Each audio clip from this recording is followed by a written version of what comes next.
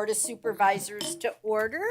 Mr. Holland, may I have a roll call, please? Good morning, Supervisor Jomey. Here. Supervisor White. Here. Supervisor Horton. Here. Supervisor Schutte. Here. Mayor Bagwell. Here. You have your quorum. Thank you so much. We're on to agenda item 3, and I saw, come on up, Pastor Locke, and give us, I don't know, just make us feel good this morning. Pray together, please. Lord, we thank you that for this day, for your many blessings in our lives. Lord, I pray for our supervisors. Give them discernment and make just and wise decisions. May their discussions be fruitful, their actions just, and hearts be aligned with your will. May we be reminded of the words of the prophet Micah found in the Holy Scriptures. He has shown you, O man, what is good. What does the Lord require of you? But to do justly, to love mercy, and to walk humbly with your God. Please bless the men and women of this board, their families and staff. Give wisdom that they may govern well. We ask for your continued grace and blessing for the people of our community. In Jesus' name, amen. Amen. Thank you so much. Stacy, want to lead us in the pledge this morning? Yes, ma'am. I pledge allegiance to the flag of the United States of America and to the republic for which it stands, one nation, under God, indivisible, with liberty and justice for all. Thank you. We're on to our beginning public comment, and I have Kara Dillon. Hi, Kara. Good morning. Just push the button, it'll turn green. There you go. All right. Good morning. My name is Kara Dillon, and I live at 2613 Michael Drive in Carson City. On behalf of my neighbors and myself, I have an update for everyone regarding the noise issue that we brought to your attention at the last Board of Supervisors meeting when Mr. Kurt Hinkle expressed concerns that we have about the noise levels generated by the quick service restaurant under construction behind our homes, in addition to inadequate noise mitigation in the development code. It's our understanding that Mayor Lori Bagwell has been in contact with the principals of the quick service restaurant under construction. It's also our understanding that if we pay the fees for a special use permit, the planned wall behind our properties will be increased to a height of 8 feet per Mayor Lori Bagwell. We're asking for a copy of the proposed application and plans for aforementioned wall, including documentation that the wall will be completed prior to the issuance of a certificate of occupancy. Though we fail to understand why the special use permit fees can't be waived, this issue was created due to a deficiency in the development code, and we should not be penalized for bringing it to your attention. We're also asking if any steps have been taken to amend the development code regarding noise. If not, maybe a moratorium should be created for retail commercial zoning until such time the noise issues can be addressed to prevent further issues. Maybe this should be placed on the agenda so public discussion can be heard.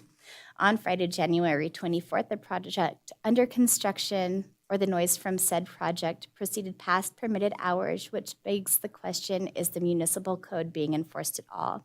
Again, we're looking for any assistance that the Board of Supervisors may be able to provide as we pursue this endeavor, and thank you for your consideration. I don't have anyone else signed up. Oh, okay. Come on up. Mr. French. Denny French, Carson City. Thank you, Mayor. I'm here to bring up something that I am confused about, which is not unusual. In some cases, I don't feel so confused and wonder where you all are. However, in this case, 10A has me thinking of the things that I've been told. And I think some of you have heard it. When the community development department asked every one of the services of this city if they can handle the extra growth, the extra needs of their services. Everyone has said yes. I'm really hoping that this grant is agreed upon by the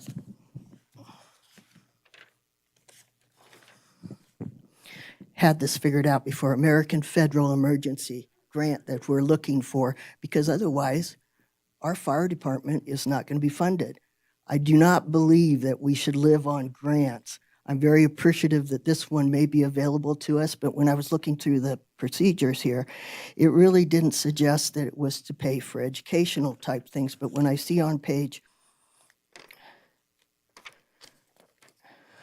sorry, not as prepared, the financial information, there is no fiscal impact. Is there a fiscal impact? They say yes. Is there current funding in the budget? No. I'm looking at the rest of their application and I'm seeing things like, which of the following standards does your organization meet to regard, I think I better leave some of the reading alone. 5 firefighters not trained to firefighter, one at 2 level, wildland fire only, state agencies build, take care of, and all of that makes, it's all good. And I'm really for this grant being passed. I really am, but I don't believe that when someone is asked, like a sheriff, he's perfectly able to say, we will deal with what you put to us. And he's very capable, but he has to have the money to have the manpower and the extra coverage that he's needed. He needs to be supported to having said yes. It's just saying he's amenable to it. However, we have to support it. And I don't want us to have to try to support all of our situations with grants. And I would like it pulled for discussion based on several other things I found in it. And I'm hoping other people had noticed those things as well. I want the firefighters to be safe and efficient. And I've seen that all along. And I appreciate that it stay that way. But I don't think we should depend on grants. Thank you. Do I have any other public comment? No? Okay, thank you. Then I'm going to move on to agenda item 6, which is approval of our minutes of January 2nd, 2025. Do I have any corrections or updates? Seeing none, I'll accept a motion for approval, please. I move to approve the Carson City Board of Supervisors and the Carson City Redevelopment Authority meeting minutes for January 2, 2025 as presented. I second. I have a motion and a second. All those in favor, please say aye. Aye. Any opposed, say no. Record reflect it was unanimous. We're now on to agenda item 7A, which is our length of service certificates, and we'll go to the, I saw flowers somewhere, so I wonder if those are for me. Come on down, celebrate.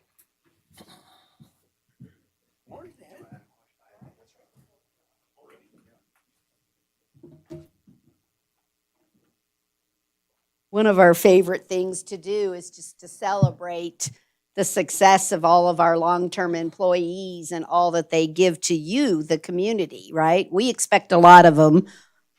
I know they say that often about me. Oh boy, the mayor's got another idea. Uh-oh, we're going to have to work a little harder. But the city is represented well because they're always willing to go above and beyond. They're always willing to push that step just to get a little bit more out for you, the public. So we're going to, we only have one. The other one couldn't come. Okay.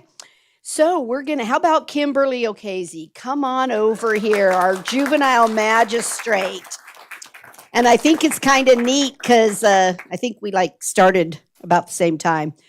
So 10 years, right, for you? And I got to tell you, she's just doing a phenomenal job. Really there to help our kids, right? That's what it's all about, is to help our kids. But I think maybe I got the flower part wrong. Darn. Thank you very much. If I can say a few words just on behalf of Kimberly O'Casey, she's our juvenile magistrate. She works under the district court in terms of the functions that she handles. And so obviously the district court judges are very appreciative of the work that she does. But she serves not just Carson City, she serves Story County as well in terms of the types of work that she does. And it's not easy. I'm going to go through the list of things that she has. And I served in that position before. It's not that I don't know those duties. It's just that there's so many. I don't want to forget anything. And I want you all to know what we do in Carson City. And the juvenile court is not often visited or things aren't always public record. Kim has served in the position since January 30th, 2015 when I left. She leads a staff of 3 court clerks as well as bailiffs. I believe Julio is over here too, and sometimes it's more than just Julio. It's an extremely busy court. The numbers are high. They handle both juvenile delinquency, truancy, a juvenile drug court, the 432B cases, which are the child welfare cases where children are removed from their parents due to neglect or abuse, and child support cases. She also administers the civil arbitration and family mediation programs and continues to be an active member on several committees as if her day-to-day work wasn't enough to keep her busy. Those committees are really important. She's on the statewide court improvement program, which improves the procedures and steps that are taken in child welfare cases in order to assure that we're in compliance with federal law, that we get federal funding for kids in foster care and for the steps that are taken to try and reunify kids or whatever the next placement's going to be. She's also on the committee that created statewide court order templates. This is really important. There was a group of stakeholders like Magistrate O'Casey who were involved in this, as well as our juvenile deputy DA and many others. And they created templates that were adopted by the Supreme Court as part of the administrative docket order, and they're used statewide. So it's impressive, and it improves, again, federal funding for kids in foster care, and improves the consistency of procedures that are handled in all types of cases. She's also a member of the CIP Legislative Subcommittee, which works to improve any legislation that's being considered or drafted in terms of how the cases are handled, juvenile and child welfare cases. And I can't say enough from Judge Woodbury's and my perspective as to how pleased we are with the way things are handled at the juvenile court. The types of cases are difficult. The volume of cases is challenging. Ms. Bannister's here. She could attest to all of that as well. Frequently, when you're dealing with those types of cases, it involves not only emotional fatigue, but decision fatigue as well. It can become very overwhelming. So we're grateful for the 10 years that she's put in. We're hoping that she puts in another 10 or more. And I thank her on behalf of, like I said, Story County and Carson City. Thank you for what you do.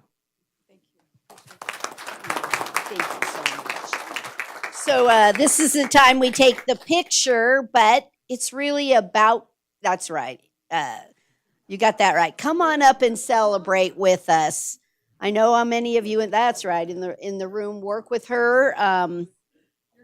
It's a good justice system that we have. Come on in, just come on in. Curtis is tall enough that some of you might be able to fit up. We got anybody else?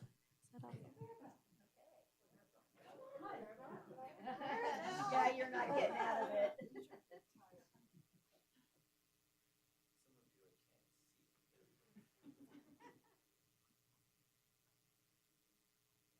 Perfect. And again, thank you. Thank you for all you do. Thank you. Really. This is very nice of you too. It's important. To celebrate a lot.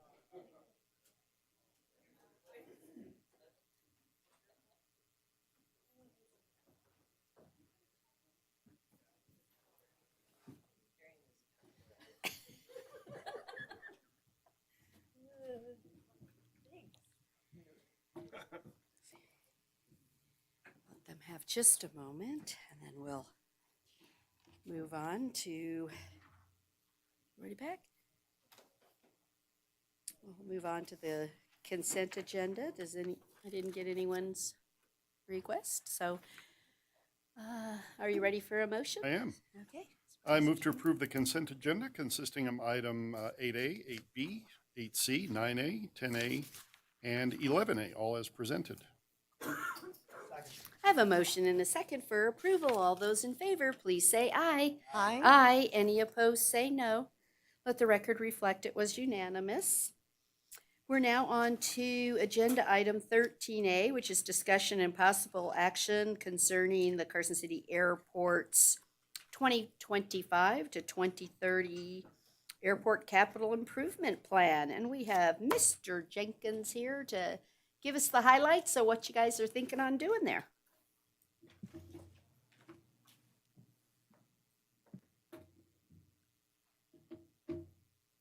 Is the other one not working? Okay, this is Corey Jenkins, Airport Manager. Thank you, Madam Mayor. So this item is for approval of the Airport Capital Improvement Plan. This plan is approved annually by the Airport Authority and by the city for submission to the FAA for inclusion in the Regional Airport Capital Improvement Plan. This ASIP has been fairly complicated compared to the past, starting with 2024 and into 2025. This is because our number one priority out at the airport is safety, and our biggest project that we're looking at doing is a runway extension, because we are a high altitude airport and we have high density altitude conditions, making it to where certain aircraft at the airport have to take off with less weight than they would like to be during the summer months. This is not new. This is something the airport has been working towards since 2020. And each year this project is pushed back by the FAA because it is a big project and it's difficult for them to give us a green light on it. In 2024, the FAA considered the project more than I've seen since I've been at the airport, which is really positive. However, that did make the ASIP planning for 24 difficult. So y'all might remember it wasn't that long ago that I was here getting the 2024 ASIP approved. It was later than normal. At that meeting, y'all actually did approve the 2024 and 2025 projects, but throughout the negotiations with the FAA, the 2025 projects have changed slightly.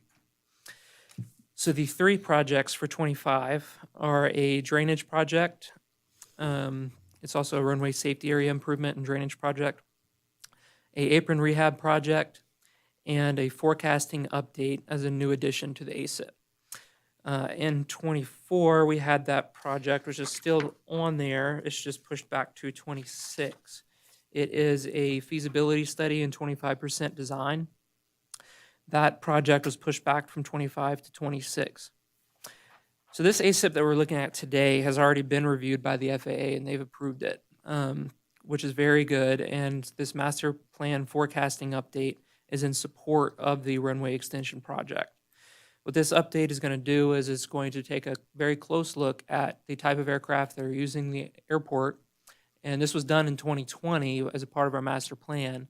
But the reality is the forecast has changed since 2020 and has made the need for the extended runway greater. So this forecasting update will actually be updating the master plan itself and providing the FAA with that support material to support that extended runway forecast planning study and 25% design in 26. The RSA drainage improvements and pavement rehab projects, these are both important projects. You know, one of the things that we're experiencing is we've been told by the FAA that they're not going to pay for rehab projects if they approve the runway extension project. So since we've pushed back the forecast planning study and 25% design, we're able to get this rehab project in, which is very important. We're self-funding most of this pavement rehab.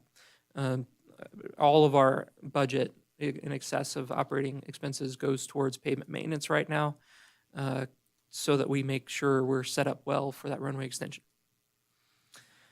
In the RSA drainage and improvements, this is something that I've been working on since I got here. The runway safety area of the airport is very important. It has to meet very strict criteria with the FAA.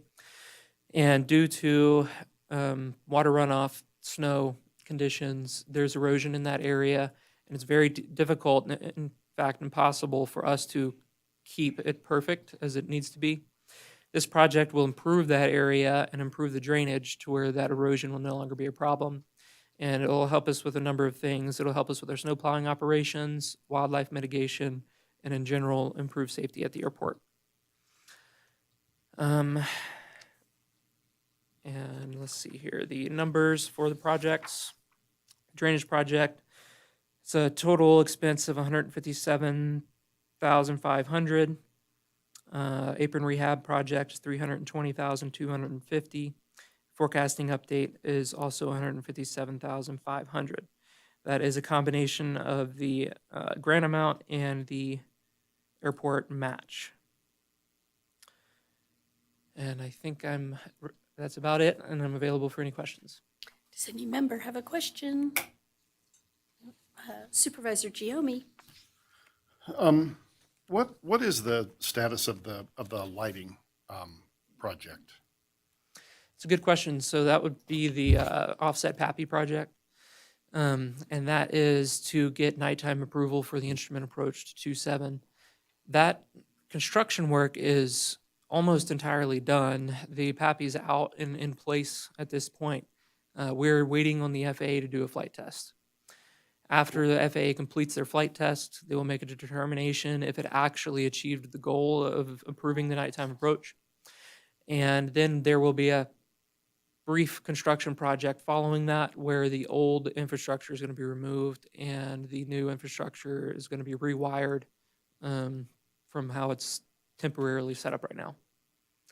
And so the FAA is very not clear about when they're going to do that test. So. That was tactful. He's like, let me figure out how to say this. But we've done everything, you've done everything you can to this point. We're basically just having to wait now. We're in the queue. A lot has happened. Yeah. So good to hear it. Yeah. Thanks for the update. Right. You mentioned that we had to update the plan because things had changed since 2020. What significantly has changed? So the primary change was driven by COVID. The aviation industry changed pretty significantly, very quickly.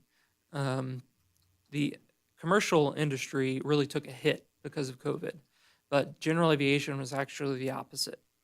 The businesses and individuals who could afford to own aircraft all bought aircraft.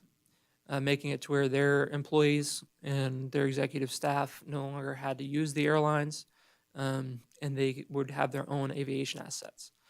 What that has done is it's created a situation across the entire United States, not just in Carson City, that there's about 20% more aircraft than there are hangars to put them in. There is huge interest in development, and we are seeing a shift in our numbers out at the airport. Our airport operations are actually down a little bit year over year, but our fuel sales are up. And what that means is we have more business jets. We have more turboprop aircraft. And they fly less often, but they do burn more fuel. And those are the aircraft that need the extended runway the most. We're not trying to attract any additional types of aircraft. These are the aircraft that are already using the airport today. It's just there's more of them using the airport, and it's more of a safety hazard for the community. So, Thank you. Okay, is there any public comment on this item? All right, then I'll take a motion if someone would like to make that. Curtis, Supervisor Horton. I move to approve the 2025 through 2030 Airport Capital Improvement Plan as presented and authorize the airport manager to submit grant applications for the drainage project, apron rehab project, and the forecasting update. I second. I have a motion and a second for approval. All those in favor, please say aye. Aye. Any opposed, say no. Let the record reflect it was unanimous. Thank you so much. all right, thank you. Let's get her done. On some schedule. Yeah. Thanks. Okay, we're now to agenda item 14A. This is discussion and possible action regarding the purchase through Escape Velocity Holdings, DBA Trace 3 LLC of Palo Alto firewall equipment and a bunch more equipment for $476,096.22. We've got to have the 22 cents to provide the network infrastructure to support minimum connectivity for the new fire station 55. Frank, are you going to just give us a high level of what we're doing here? Good morning, Madam Mayor, Board of Supervisors. Frank Cabello for the record, CIO. So this design and this request is basically for the connectivity within the firehouse 55, the new firehouse or EOC. There's a lot of technology that's going in there. So basically think about this as a hub and spoke kind of concept. That's what the design is. There's a lot of switches in there. There's a lot of end units that have to go into completing this fire station. So this basically is to start the fire station itself, the fire department, as well as the EOC, as they start populating those areas with technology, whether it be end units, communications, doors, phones, that whole component. Just try to keep it simple and not keep it over technical. Does anyone have a question?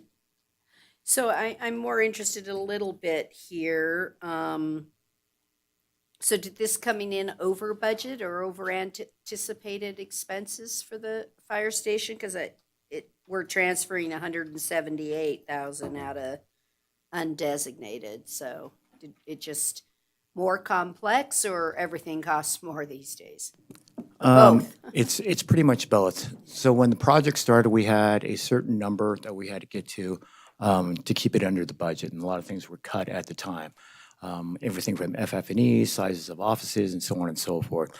So this was part of that cut, not all of it, but it was part of the cut and everything else of that nature. And to make this happen, we had to come up with an engineered design that best fits and is most sustainable for years to come for that location.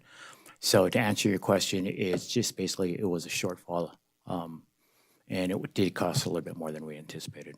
Okay. No further questions. Is there any public comment on this item? Okay, I'll bring it back up here for a motion. I move to approve the purchase as presented.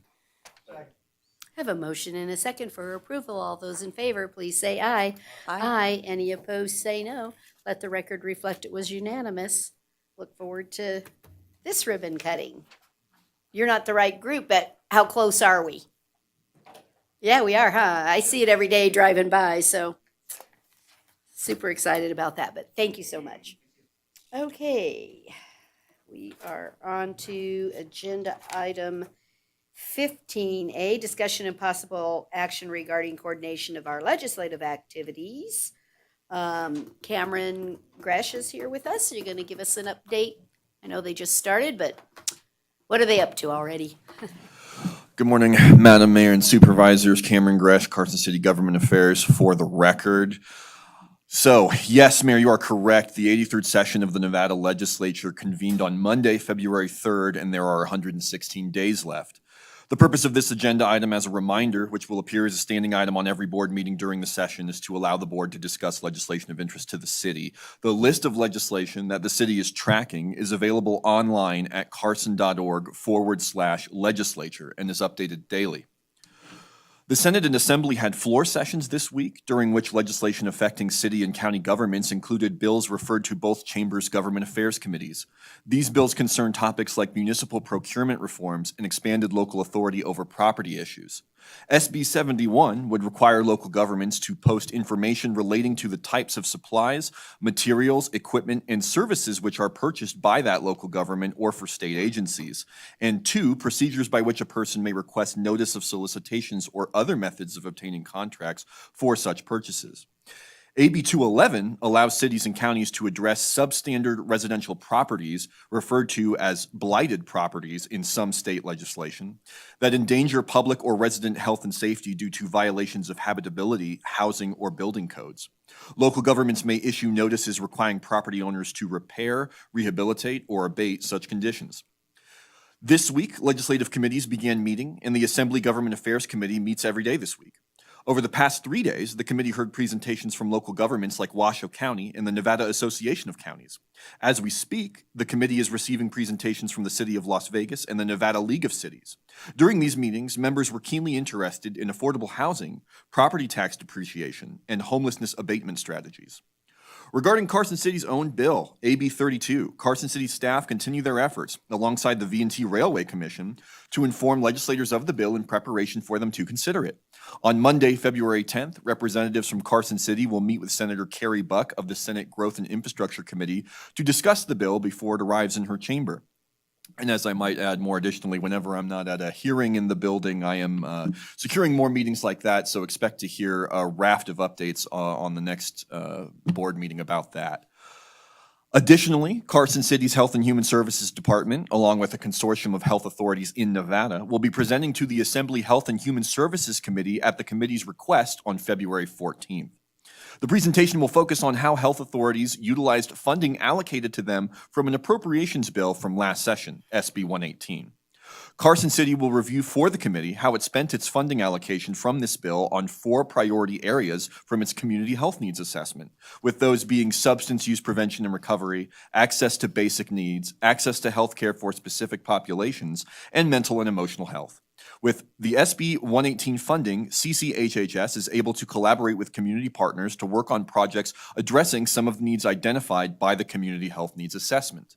Also this week, the Carson City Metropolitan Planning Organization gave presentations to both the Senate and Assembly Growth and Infrastructure Committees on its history, functions, and legislative priorities for this session. These include increasing funding for road maintenance and complete streets projects such as concrete and asphalt replacement. And with that, I've concluded my general update. If the board has any questions or directions or guidance, I'm ready to receive. Does anybody have a question? They're just getting started, so not a lot of meat yet to discuss, but thank you so much for the report. Is there any public comment on this item?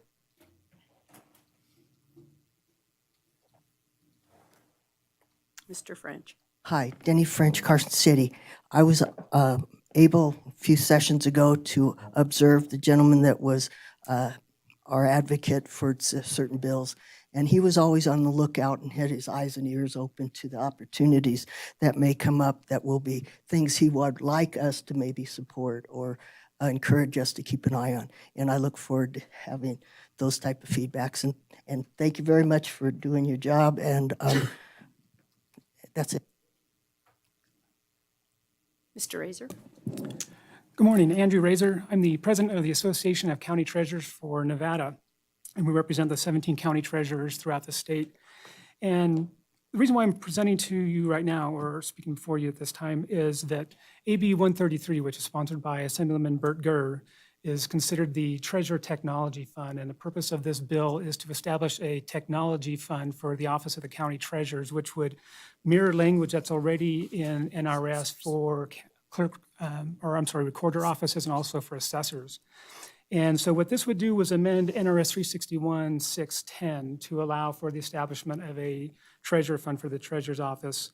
And it would take funds from the excess proceeds that are derived from the sale of a tax delinquent property.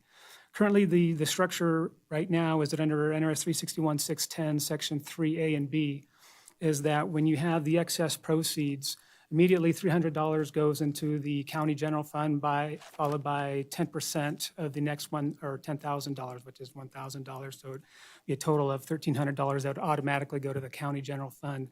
The way this bill is structured for AB 133 is that the 5% of the excess proceeds would first go to the treasurer tech fund, then followed by that $300, and then that $1,000. And then the excess proceeds from there would then be placed, as already stated in Nevada law, into a separate interest-bearing account for 1 year pending the claim for those excess proceeds.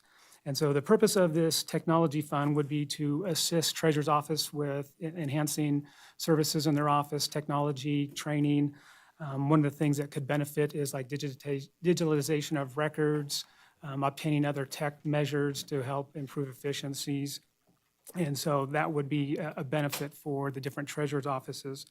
This bill would also provide that an annual report would go to the Board of County Commissioners by July 1st, stating how much funds are there and any anticipated use for the following year.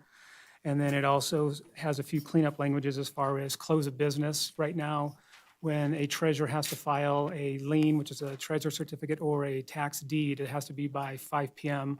by a specified date. This would just say close of business because there are treasurer's offices such as Clark County that have modified schedules and are open up, past 5 p.m. And so another provision of this bill would also be that it would reduce the amount of a third-party assistance for a claim to 10%, meaning that you have recovery agents or individuals that work on behalf of people trying to get excess proceeds, and it would cap that at 10% instead of some recovery agencies having really high fees such as 50 or 60%. And so it would allow more money to go back to the individual that has a right to the claim per NRS 361. Okay. That's all in the one bill, right? Correct, one Okay, bill, yes. thanks. It's a lot, you fit a lot in there, Yeah. so, great, thanks. And in 3 minutes. Thanks, There yes, you go. you did, thank you. Okay, thank you. Thank you. Appreciate that. We'll look at it. Do I have any other? Public? Oh, So is this- Supervisor White. Is this on your radar screen? Yes, it is, Supervisor. Thank you. Okay, that's it. All right. If I don't have any more, then we will move on to agenda item 16A, which is discussion and possible action regarding the Historic Resources Commission Annual Report for 2024. I was just going to say, come on up, Heather, and I saw Mr. Drews in the audience. Take us through. Are you going to do it? I'll just briefly introduce.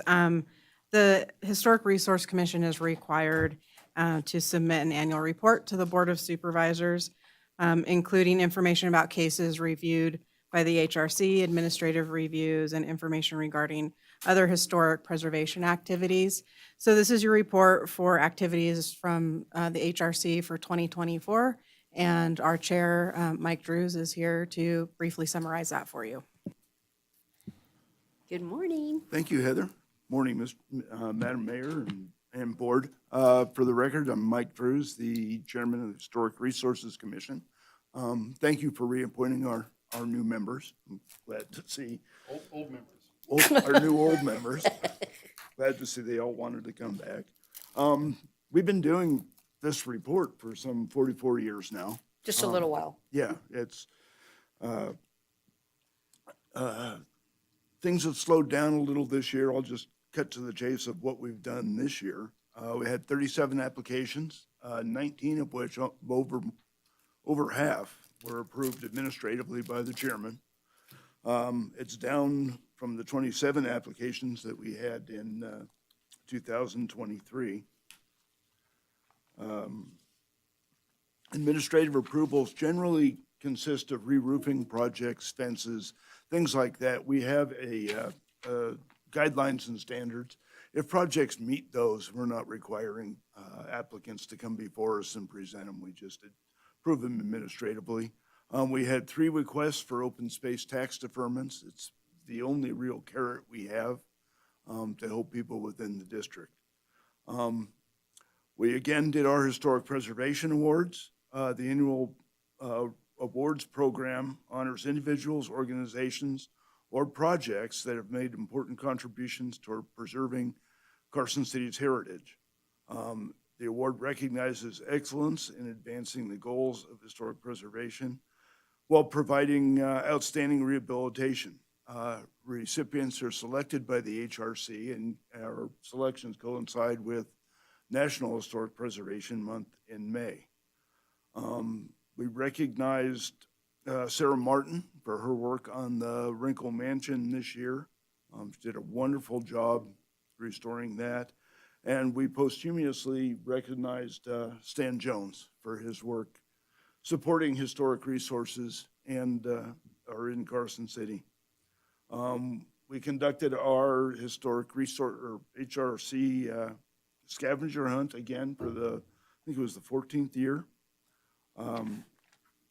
The winner was Mia Kunst.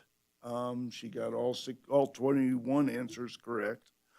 Fox Brew Pub graciously awarded her or sponsored an award for that project, which was lunch at the pub.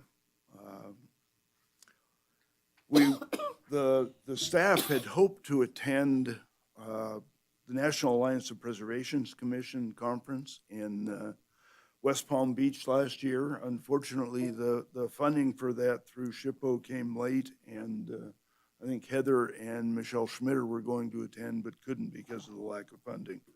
Hopefully that that will be, or travel for that will be funded again this year.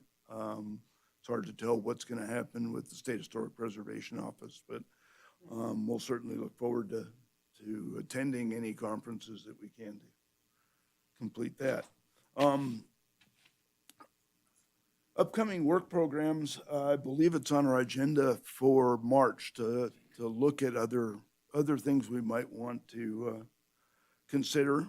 We've always got window replacement's kind of a national problem for historic resources commissions. There's plenty of window salesmen who want you to put in double pane vinyl windows, and doesn't always fit with what historic resources commissions are looking for. So we'll look at that. Some of the things I'd like to bring up to them, we talked to Parks and Rec Open Space Commission about, I think you remember the programmatic agreement that Nevada SHPO and Parks and Rec is putting together. That's going to require that Parks and Rec have an inventory and some National Register eligibility for a lot of resources in Carson City that haven't been evaluated. It pertains to fuels management and fire and how they deal with those. It could be a considerable burden if every time there's a fire or something would affect one of those resources, Parks and Rec has to go through the process of doing a National Register evaluation. If there are HPF funds, historic preservation funds available, we could help fund proactively evaluating those resources. So Parks and Rec can have in their GIS resources that need to be protected, kind of a tiered approach on that. That kind of plays into the master plan updates as well, looking at disaster preparedness. We have a lot of resources in the city, especially in the historic district, that could be compromised during a disaster. And just having an approach out there that we can do triage on those might be really helpful. One of the other things we noticed, Silver Saddle Ranch is working with SHPO on a site steward program. There's, besides the built environment there's some big historic dumps. There's some mining properties and things like that. When we were out with the open space, we noticed a lot of looting going on. On federal lands, there are laws that protect archaeological resources. We have nothing like that in Carson City, and now Carson City has a responsibility to protect things like the resources on Silver Saddle Ranch. So I'd like the board to look at maybe working on an ordinance that would help us protect things like that. I think that's about, we'll see where that goes with the committee. I'd like to bring it to them and see who wants to work on what. We'll be looking at preservation awards again this year, as well as putting together things for the scavenger hunt. And if you guys have any ideas of things you'd like us to work on, let us know, and we'll get that on our agenda. Great. Supervisor Giommi. Is there not a state law that covers that? Do you know? Is that, I mean, it seemed to remember It's really, in my mind that there is something, but it's really vague, though. okay. It kind of directs the cities and counties to protect those things, but that's it. So, Interesting. and with federal law, there's actually a penalty that goes with it. Right, So right. there's a deterrent. With this, it's kind of amorphous. Might be something to think about at the state level too, because there's a fair amount, obviously, of state land here. And I don't know how applicable our ordinance would be if we just passed it at the ordinance level as opposed to the state level. Yeah, But it's a really good thought. I Yeah. appreciate you bringing it up. And in terms, I mean, I think it was maybe the session before last, the Native American community got together, and there is an NRS statute now that protects Native American sites on private property. So we could But tear not off broadly, that or yeah. something too. Interesting. Thank you. So I'm trying to understand a little bit.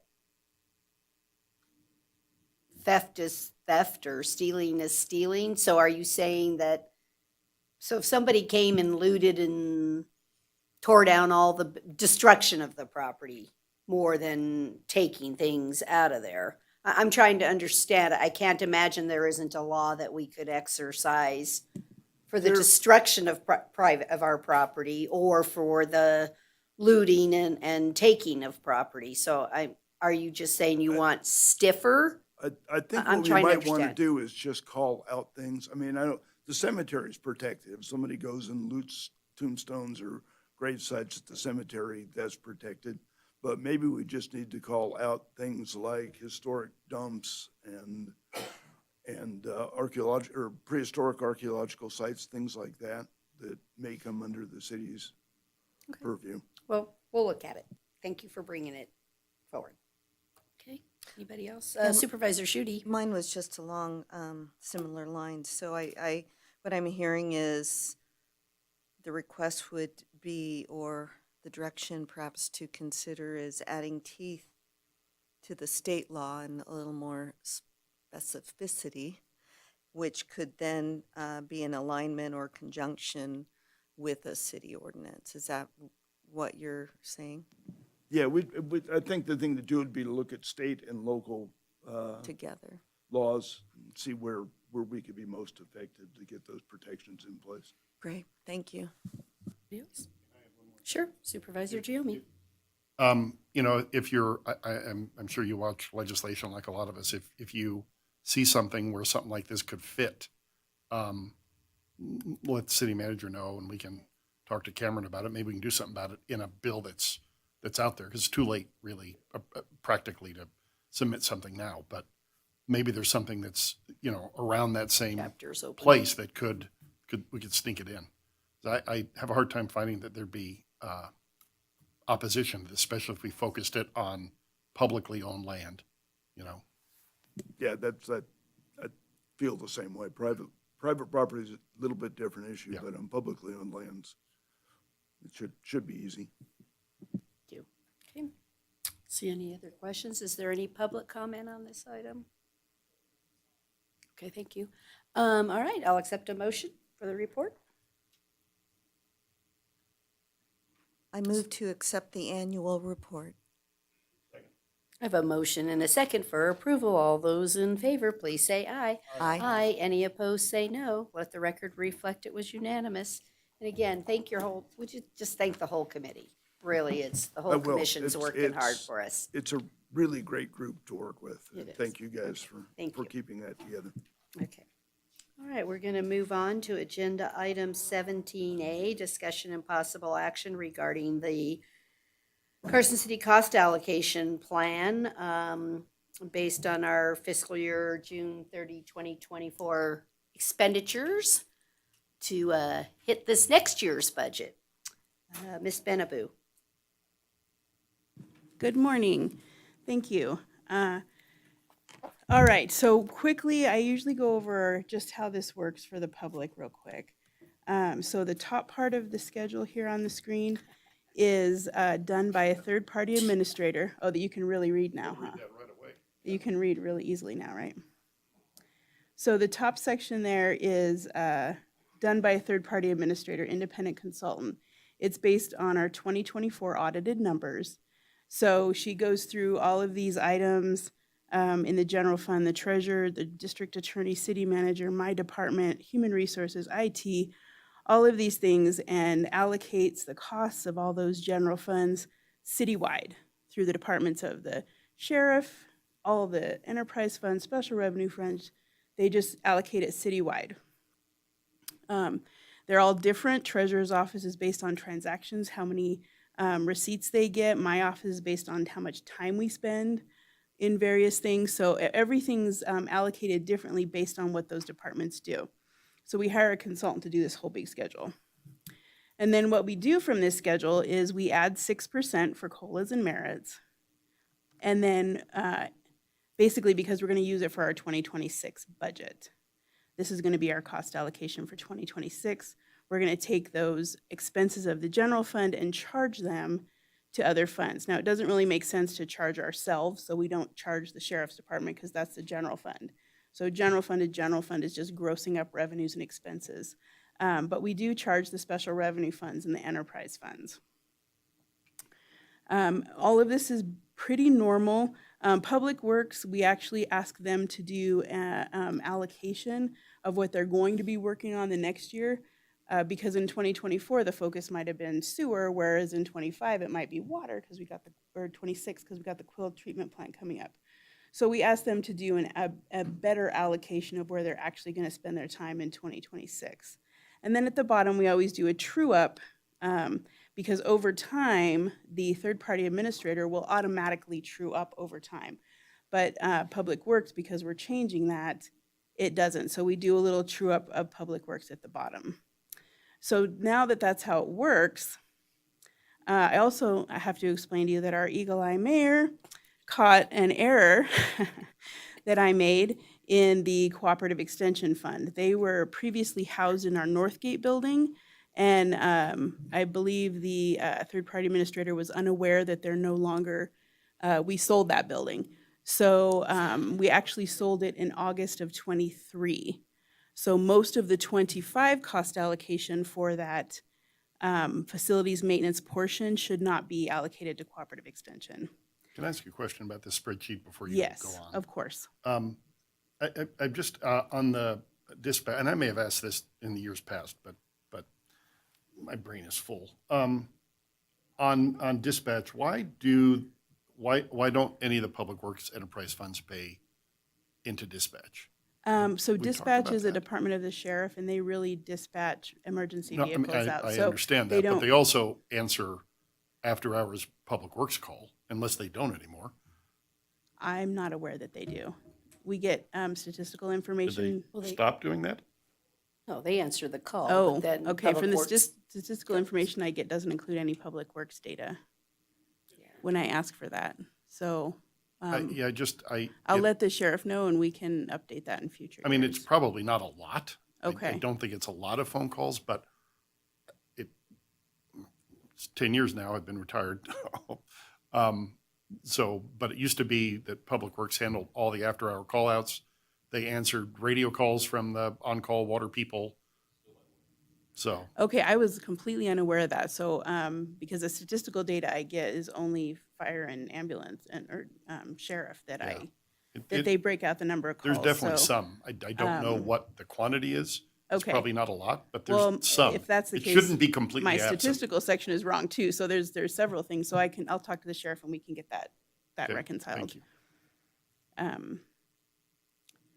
I don't know that it's actually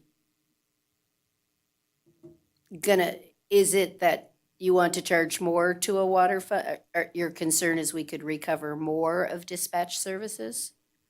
I'm trying to Well, get yeah, I mean, to go through to come up with an allocation methodology for that. Well, I mean, for as the we look at calls, this, we're so far down into the weeds that we're allocating $550 from Yeah. one to the other. It's at least that number.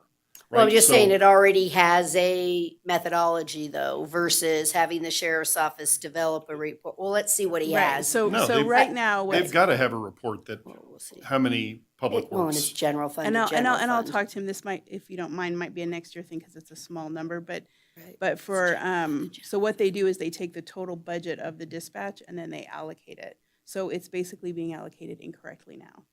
Likely most of it's staying in the general fund because that's where most of fire and police Right. are. So there's only a little portion we're allocating out to ambulance. It's not based on So- a call, Right. So there It's- might be a little piece that should go to water and sewer, Yeah. and we can talk to the sheriff about that and try to true it up. Yeah, that's in all I'm future asking. years. I don't think it's a significant number. I don't think, the world is going to stop spinning because we don't have that number in here.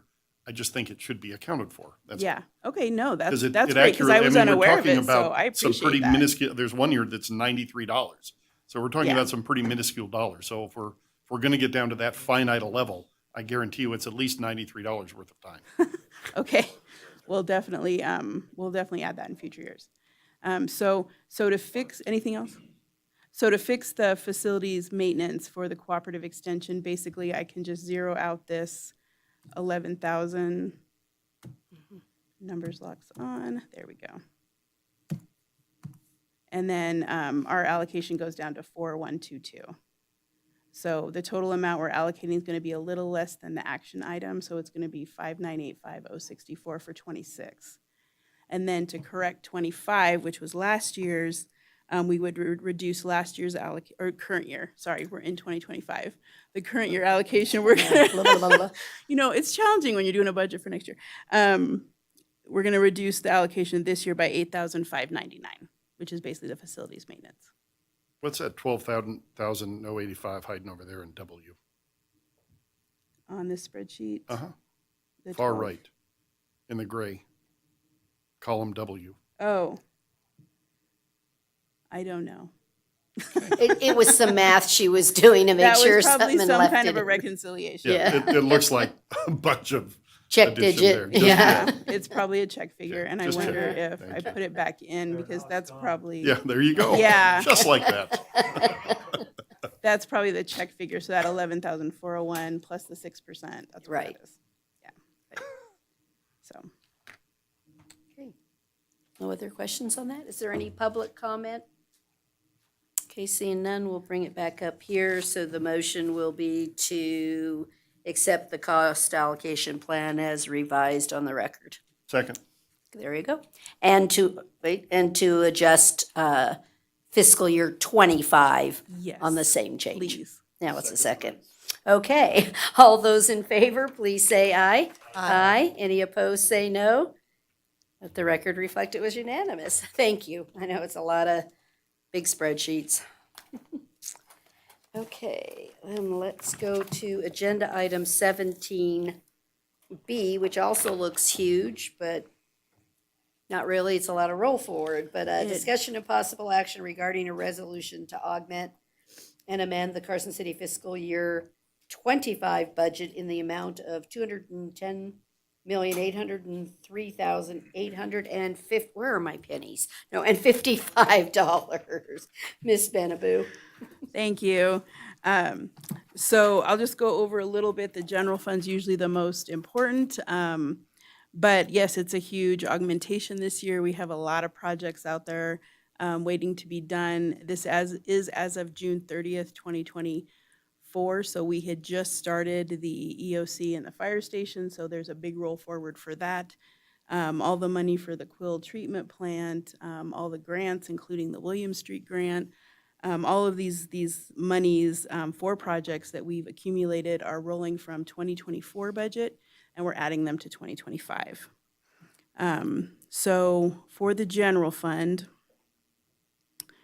there's a lot of things going on here. I'll say that we had an audited actual fund balance of $30 million. Our beginning fund balance for 2025 was $18 million. So we have to add $11.9 million to that to get to that $30 million. That seems like a huge number. Last year it was 9.4 million, so it's a little higher than last year. There is a lot of restricted money in there, $1.6 million. The other thing that we need to roll forward is the undesignated balance that's in the Board of Supervisors fund, and that was built for the compensation study.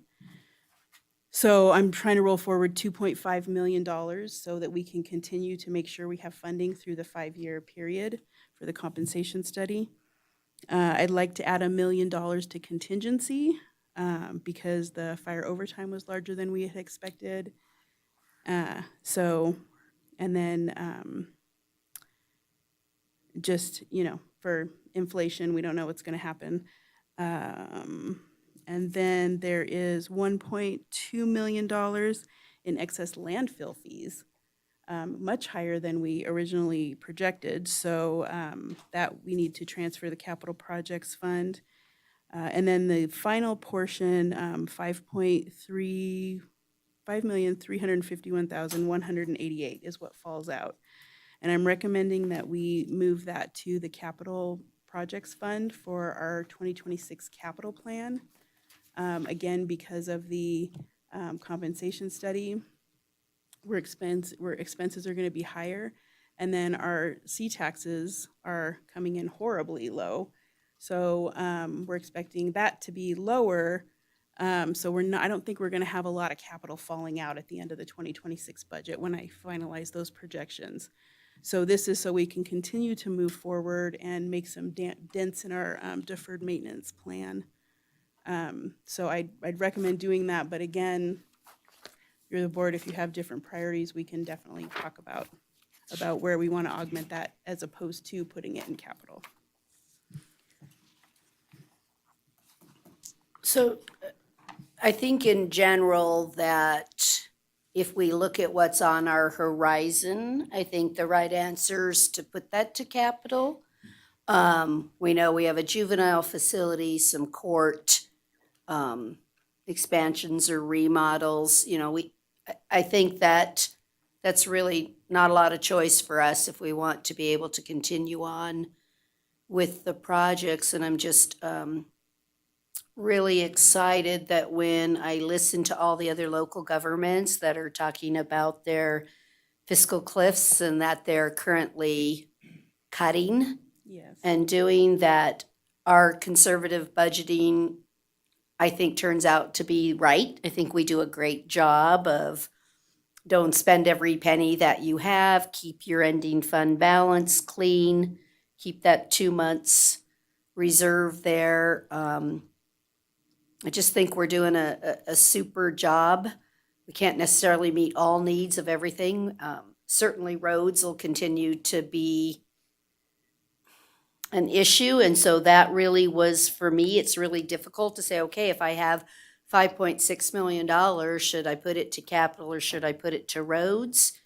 And I think some of our immediate needs with that juvenile facility and where we're going, we have got to, those can cost you a lot more money in other avenues. So when I look at the risk benefit, I think it's right to put it into the capital fund, but Well- open to discussions. Beyond the risk benefit, it's just simply the right thing to do for those folks that are in that system. And for me, I'm interested in squeezing every penny out of this budget into that juvenile facility. That should be our number one priority right now. Yeah, we'll be talking more at the retreat of looking at every, like you said, what are our crevices or where do we have some shekels to do that with? But okay, so you're kind of, yes, to put it to the capital account then for that. Supervisor Giomi? Yeah, I'm in agreement with that, and I like the, I think we've been having contingency at $500,000, and I like that we are putting it at $1 million, especially in the legislative session, because we don't know what potential unfunded mandates or changes there could occur that will impact us. So I think it's wise for the upcoming budget, to put it at a contingency level that we've got something to fall back on in case we, because we're not going to know some of those things until after this budget is approved. Yeah, as usual. 100% agree. So I think that's Yeah. thank you. I think you put together a wise proposal for us. Thank you. Did you want me to go through some of the other funds and some of the other undesignated No. money? No? Okay. I don't think so. Well, yeah, and certainly having, like I said, I think we're lucky to even say we have a contingency. Many local Yeah. governments really don't. Again, if you're budgeting right to your projections of everything, as a reminder for the public, we're doing this how far in advance, guessing where all costs and everything are going to land. So I think having a contingency, so we had an earlier item today, right? That we had to use undesignated dollars for the fire station, because we missed that by 178,000. That isn't much out of your millions that we were looking at for that facility, but if we don't have contingencies and undesignated dollars reserved, then you're in a cut situation to be able to turn on the fire station. So I think, again, we're doing a good job and we're doing the right thing. So, yes, okay. Yeah, Good. and you're right. In Washoe County, in the paper, it said they were Sparks. 27% down, and Sparks is taking an item that they're 18% down, I believe. It's And they're looking at early actual layoffs. termination. Mhm. Yeah. Well, an So- early termination program, I think is what I read, but yeah. So it's an interesting, glad we're not quite there. We're not there. Well, and Hopefully the sales hopefully- taxes recover and we won't be there. Yeah, that's, it certainly we have to keep that top of mind is watching that sales tax, but, well, and then we also have to keep top of mind any changes that are gonna come down from the federal government because they're going through changes that may or may not in the end impact us versus others, but something, they'll be, well, I worry about the health department, right? Yes. Right, that's where I see, for us as Carson City, a potential impacts is there, but also in the, transportation arenas, in some of your discretionary grants there, I'm really worried that we're gonna see our roads where we've counted on that money and used matches to really make our money work for us. I'm a little bit worried there too, that some of those may change. I saw something already where they're changing one of the they changed it from raise to build is the new name for that grant that's open, but the priorities are changed, right? And what you can apply for now, so they're already, and I'm not making any, whether it's right or it's wrong, a little bit I look at it as we change our priorities or respond to ours also, and so I like it better when we're aligned though, so that we can apply for them, so. Yeah. All right, is there any public comment on the augmentation? Okay, I'll bring it up here for a motion. Supervisor Giomi. Yeah, I move to adopt resolution number 2025-R-1. I second. I have a motion and a second for approval. All those in favor, please say aye. Aye. Any opposed, say no. Let the record reflect it was unanimous. Okay, we're on to agenda item 18 for the Board of Supervisors. Do we have anything to report? Anyone want to share anything? We're moving past that. We'll go to final. Oh, I do. Oh, sorry. It's okay. I just, I didn't bring my note with me, but NACO we talked about, and Carson Water Subconservancy is watching this, but NACO is as well. There was a a district court, federal district court decision that could really upend Nevada water rights out of the Great Basin National Park and the eastern part of the state. There are allocated water rights. I'm summarizing, so I'm going to try and find the name of the decision so you can look it up. It's obviously it's a multi-page decision, but the summary of it is that this federal district court ruled that Nevada's essentially our water rights can be usurped at any time by the federal government. That's what it comes down to. So there was a creek feeding some ranch land around Great Basin National Park. The creek went through BLM land. The lawsuit built through the ranch owner going onto BLM land to clear the creek because it had become impeded, and he wasn't getting his allocated water. And they told him he could not trespass on the land and clear the creek any longer.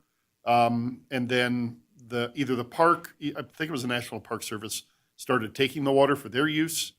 And he was like, time out, 1800s is my water. And local court said, yeah, you're right. And then the federal district court said, no, we can do what we want. And there's, I'm really skimming over the surface. So I mentioned that to you. Several counties are filing amicus briefs. So I don't know if the DA's office can maybe look into that and see if we think I think the amicus brief is due very soon though, so it might be a big haul. But I'll try and find it and I'll send it to the city manager who can, send it out. If I can find it before we're done here, I'll share at least the court decision with you. So just something to be aware of. It really will upend centuries-old Nevada water law. And our water laws, most people know, is complicated, but it's also pretty well defined about rights based on time of acquisition of that right. And senior rights trump junior rights, and so this is basically just saying, yeah, never mind. So there's that. I would think that's a high priority to follow up on. Let's see, Ms. Paulson. I forgot that I needed to remind everybody about Carson City Night at the Tahoe Night Monsters hockey game. It starts at 7:30 on tomorrow night. So hopefully everybody will make it. There's still tickets available. Yeah. I looked at the forecast. It looks like less snow than originally anticipated. So We might sneak it in. There you go. Okay. All right. Is there any public comment? Final public comment for the Board of Supervisors? Mr. French.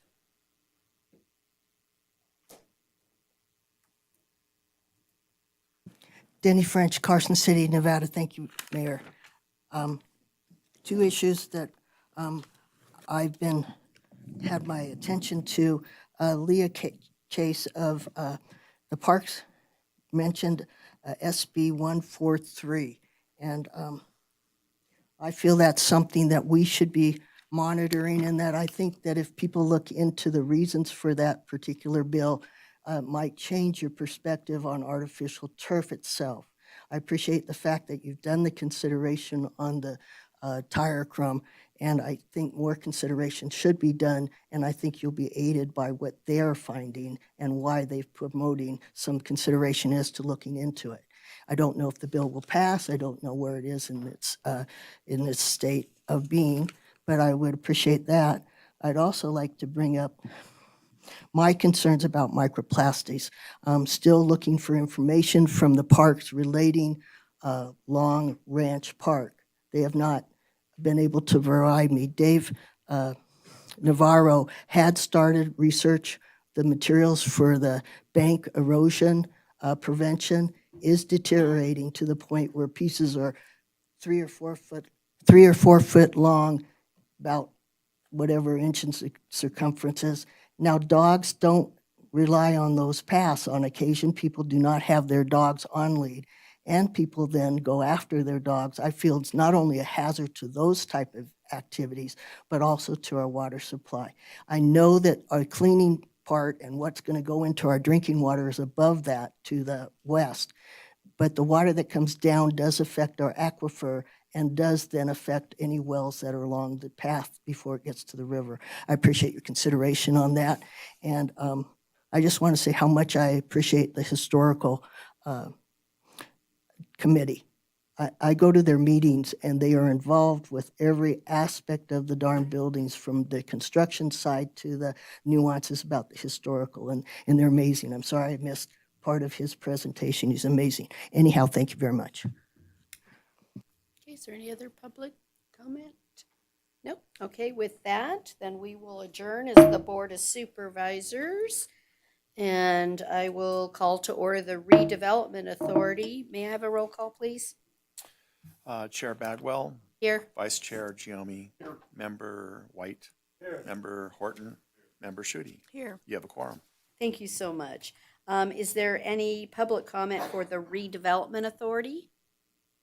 Okay, seeing none, we'll go to approval of the minutes of January 2nd, 2025, agenda item 24A. Any corrections or changes? Seeing none, I'll accept a motion. I move to approve the Carson City Redevelopment Authority meeting minutes for the second time for January 2nd, 2025 as presented. I have a motion and a second for approval. All those in favor, please say aye. Aye. Any opposed, say no. Let the record reflect it was unanimous. We're now on to agenda item 25A. This is for discussion and possible action regarding our augmentation for the Redevelopment Authority for fiscal 25 in the amount of $7,770,569. Ms. Banaboo? Whoops, thank you again and good morning. So what we do here is we move all the interest savings, any extra tax collected, and any savings from the administrative fund, and we move that into the redevelopment revolving fund where all the projects take place. So those are what the tax increment and the admin is basically taking any extra money in there and moving it into the redevelopment revolving fund, the middle one, and then rolling forward projects that were not complete as of June 30th, 2024 into the 2025 budget. You can see there's quite a bit of undesignated that'll be rolling forward. I believe those will also be in our space discussions. Correct. Correct. Does anybody have any questions? Seeing none, is there any public comment on this item? Seeing none, I'll accept a motion. I will move to adopt resolution number 2025-RA-R-1. I have a motion and a second for approval. All those in favor, please say aye. Aye. Any opposed, say no. Let the record reflect it's unanimous. Thank you. Okay, no problem. All right, we're on to final public comment for the Redevelopment Authority. Do I have any? Okay, seeing none, we are adjourned, and thank you all for a good meeting.